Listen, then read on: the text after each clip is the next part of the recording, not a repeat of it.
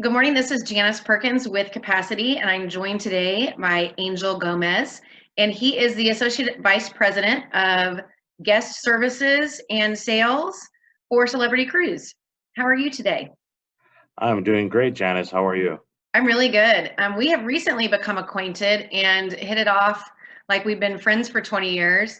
And I thought that you would have a unique perspective. First of all, the decisions you guys have having to be making as a company with large employees and worldwide viewpoint, I thought would be a really great addition to some of the content I've been giving people, as well as how you've been handling vendors and employees and just some of the other really tough kind of C-suite decisions that you guys have been making because of the current climate, and also because you have a very positive outlook on things, and I like your perspective. So thank you for joining me today. Oh, it's my pleasure to be here. Thank you for inviting me. Good. So the first question kickoff is really not important at all. And it's really just about trying to gain some perspective. Tell me what the oddest thing you think is going on in the world today is. Well, I think the oddest thing that's going on in the world today is I think we've all secretly wished to have more time to stay home and just relax. And we've realized that if you have too much of that as well, it also gets exhausting. And we actually want to go back to our chaotic schedules of having face-to-face meetings, of having social activities, nonprofit events, or events with our coworkers after work, or seeing our family whenever we want. This whole social distancing situation is something that I don't think we were emotionally prepared for, even though we all wish to have it at some point in our lives. We just weren't ready to have so much of it at one time. I completely agree. Too much of a good thing, right? Life in moderation. That's why we vacation in short bursts, right? Nobody can have too much of that, and we have escape plans at times, like you said, where we run away for a weekend or we kind of hide and turn our phone off. But yeah, the emotional preparation for this, I don't think you could have, even if you saw it coming, of what it would take to navigate it. So that's a great perspective. The real question I want from you, and you can answer this a variety of different ways, is telling other businesses what's one thing that you would recommend that they do, and you can use the examples of the things that you've done that I find extraordinary.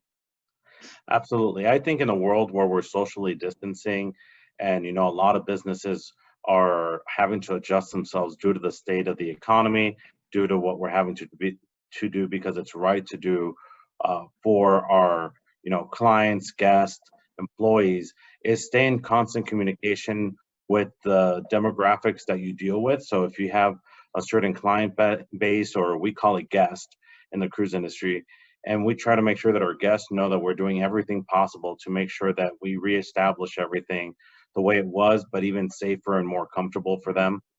Because safety and security and good health of our ships has always been an utmost priority for us. We actually have huge departments that are dedicated to this, and then also our employees, which I think can be forgotten when we're all focusing on financials and trying to figure out how people that use our services feel.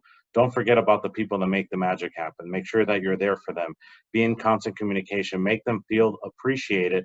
Let them know that you're looking out for them in their best interest within your means, whatever is possible for you. I know that some companies have deep pockets, some companies don't, but it's all about having the right human connection with people. And that's truly what's going to help you set yourself apart from everybody else. The way you lead your people through this will be indicative of who you are as a human being for the rest of your career. People will remember how you responded to this crisis, but they will forget how they felt, because of what was going on with the world, but they will forever remember how their boss treated. That is so poignantly put, because I've had a lot of people talk about, with this giant space of time, it exacerbates issues in our character. It brings out our own issues deep down, but it also, because of what I do in training company culture, if you weren't great at communicating with your employees before and listening to the heartbeat of your company, then you're probably more challenged now than you need to be. But there's no better way to start than right now either. And they will remember, regardless if you tripped through it or are clunky and not graded it, that you're making the effort to be intentional. And not communicating with your employees when there's this kind of barrier, right? You're putting more obstacles in because you might not even be in close proximity. It's imperative. My dad said something to me the other day, and I was thinking about how our CEO leads us. And he told me, whenever something like this happens, you have to bathe yourself with positivity and become stronger. He goes, even abnormally stronger, where you don't even believe that you're being that strong yourself, because people are going to respond to how you're reacting in meetings and handling stuff. And we had a happy hour with our CEO, and she was, positive, being herself, being encouraging, caring about everyone. And the fact that she's keeping her cool helped everyone else keep their cool. So it's very indicative of the leaders of each area, and I don't care how big or small your company is, Right. it's all about how you're responding, because that angst will be transmitted. And if you're someone that masters the skill of making sure that you could provide comfort apart from making big decisions that I know that everyone is making, Right. then you will be recognized for that, and people will appreciate that. That creates Right. loyalty. It creates everlasting employees. It's going to have your employees stick around with you, even if whatever happens due to whatever financial planning your company has to do. But if they know that you are a good human being at heart, they will forever follow you. No, that's exactly right. I've been talking a lot about hope lately too. And it's something that we take for granted, that our positivity, our chasm of hope, the belief that we have in people and others and good things are coming, it creates a wake. Just like, the geese that fly in formation, it breaks that front barrier for people to come in line behind us, and their walk isn't quite as hard, and it creates more confidence for them, and it multiplies. So when leadership, like you're talking about, is showing positivity and confidence, it allows other people it gives them permission to feel the same. Absolutely. That's wonderful. So tell me, then, on a personal note, what's something that I could do for me as a person? What do you recommend? What I recommend is try doing stuff you haven't done. A great example of that was that the other night when we had happy hour with you and Jonathan Wygan, you made a random comment and we're like, oh, we should go check that out. And it was the bike trails near our neighborhoods. Hmm. And we've actually had an amazing time. Yesterday, we rode bike for like 8 hours, which is something that's unusual for us in our house. And the fact that, a random comment, we're like, we should go do that. And we explored, and there's all these creeks and these waterways and beautiful forestry that you could enjoy around here. And there's miles and miles and miles of it. That's something we would have never done because we never had the time. We've lived in this neighborhood now for a little over a year. We're in our second year, and we had not once ever explored outside of the walls of the community. So the fact that something like this has let us engage with people, we've Hmm. also gotten to know our neighbors, Hmm. which is something else we never had time for before. When bike riding or walking our dogs, we're now chit-chatting with people because everybody has more time when they're sitting out on their driveways or they're gardening or they're also walking by. And it's nice to just become in touch with who we are as humans, and then also have that beautiful natural connection with those around us that we would have never seeked to explore before because we never had the time. I really love that. And it kind of segues into the third question. And I've heard a lot of people echo that. And I keep saying, I really hope these are habits that we get to keep, that we don't go. I mean, I know the hustle is going to return and I know schedules are going to return, but that connectivity and that neighborliness and that just taking a little bit more enjoyment in that space, I really hope for a lot of us that it stays, because I do think that that gives us a heart of gratitude, and it changes our outlook about people and that connection. And I know that you were a people person already. It's not that you weren't connected to people, Yeah. but it's different. It feels really different in this space. And I'm really looking forward to how this new normal adds to the hustle again. Yeah, I think it's like almost another tier of how you connect with people. I Mhm. think what we're, at least for us, the way we connect with people is via nonprofit work that we do in the community, via business work that we also do in the community, and being A types, that had become our normal. That's how we met people. That's how we engaged. And, we also, we're obviously cordial when we would meet people randomly, but the fact that our main norm has been completely removed, Mhm. and then now we're just having organic connections with people, it just teaches you something else about yourself that's very valuable. And I think that, like anything else, once you acquire something nice, or once something makes you feel good, like having a nice bottle of wine or champagne, and that's something that brings you satisfaction, then having these organic, natural relationships is also going to be the same level of satisfaction that you're going to want to keep around. No one learns to do something that makes them feel good and then wants to unlearn it or not do it. The normal thing for a person is to continue doing it because it makes you happy. I love that. Thank you. And then tell me in a segue to what's one thing that you would recommend someone to do to maintain a relationship for the people that they are not in proximity with anymore? I think video conferencing, and it's funny because you're literally a neighbor for us, and we're video conferencing with you. But it's the same thing for those people that are very far away from you, and I think that we're fortunate to be going through this in this day and age where we do have the social media connection, the multimedia connection, and making sure that we're telling those people that we care about that we love them every day. Now we do have time to call our family every single day or every other day Mhm. to make sure that we're staying in touch, because all of this, bringing all this negativity and death around us, has shown us that coming together is all we truly have. And also, like you said, I loved your analogy of the birds flying. When you stick together, you could go through anything, That's and exactly right. you need to know how to pivot in life, right? So your core is always going to be the fundamental principles of your family and friends that are most close to you.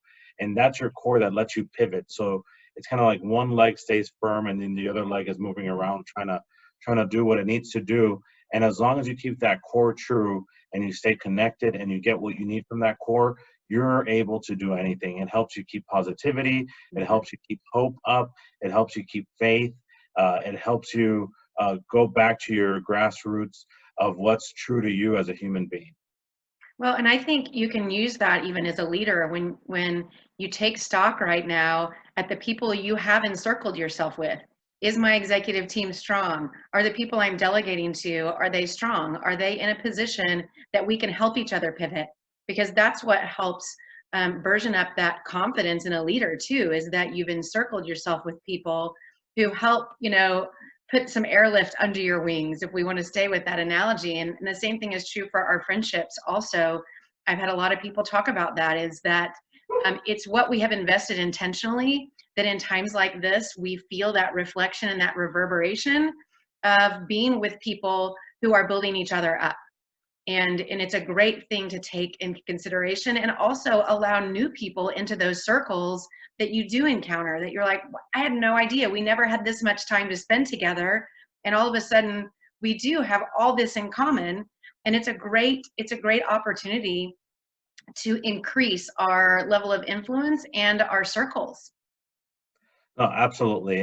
And look at this, like we've created this fun uh relationship that, we met once and then all of this happened, and we've now been able to connect and get to know each other. And maybe it's not the traditional way, but it's definitely a way of getting to know someone that I now know that people like you and Jonathan and some other folks that we've met are people that we will forever have in our circle, just because of the cool organic connection that we've allowed to still happen. Because I think it's when you start limiting yourself and telling yourself, like, I can't do this, I can't do that, then that's where you start to become unhappy. But we haven't even thought of that. When you don't even put something as a barrier in your brain, then you could accomplish anything. And we don't feel like there's no personal fulfillment with people that we're getting to know, because it's still happening because we're allowing it to happen. We're not saying that because we're all quarantined, we're not able to connect. We're saying, we are quarantined, so let's make time to connect even more. We've probably seen each other a little bit more than we probably would have if we wouldn't be in quarantine, just because we're all sitting at home and trying to, enjoy our friends and family right No, I love that. I want you to end with telling me what's your silver lining or what's your on the bright side in all of this. now.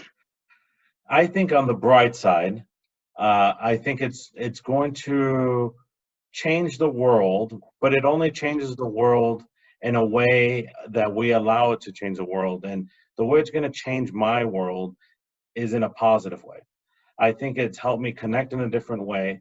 I'm not as wound up and like hung up on stuff anymore because I think it's almost like a little glimpse of what happens when we die.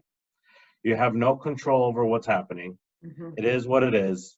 And then this shows us that the more we could live a positive, happy life, the better life we're going to live. There's no need to be hung up and angry and stuck on stuff.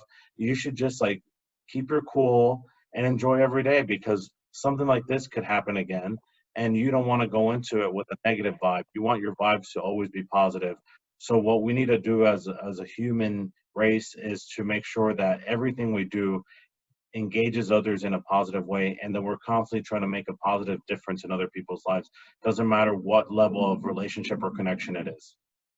Oh, thank you. That is well said. And I want you to also spend a few minutes and talk about what's going on with celebrity, even through how you've gotten through this. I'm really impressed with the decisions you guys have made and the protections you put in place. And that you even said the forecast looking forward that the reservations are high. I love it. People are like, we're going to take vacations. You know, it's almost Yeah. like they're adamantly confident we're getting through this. So tell me about that.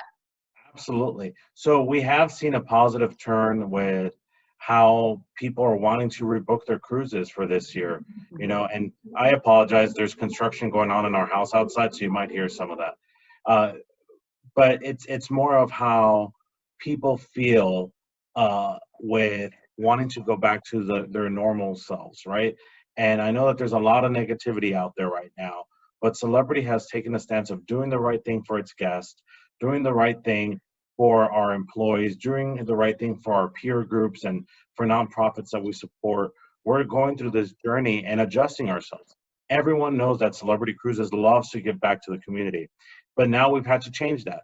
Right now, even if we're not doing our regular business practices because events in the communities are closed and we're not doing much right now, we've now started, the team here locally, and we're doing this all around the globe, wrote, I believe it's anywhere between 200 to 300 letters to healthcare providers in the local community that will be emailed to all of these nurses and doctors and clinic workers that are out there working while all of us are staying safe at home.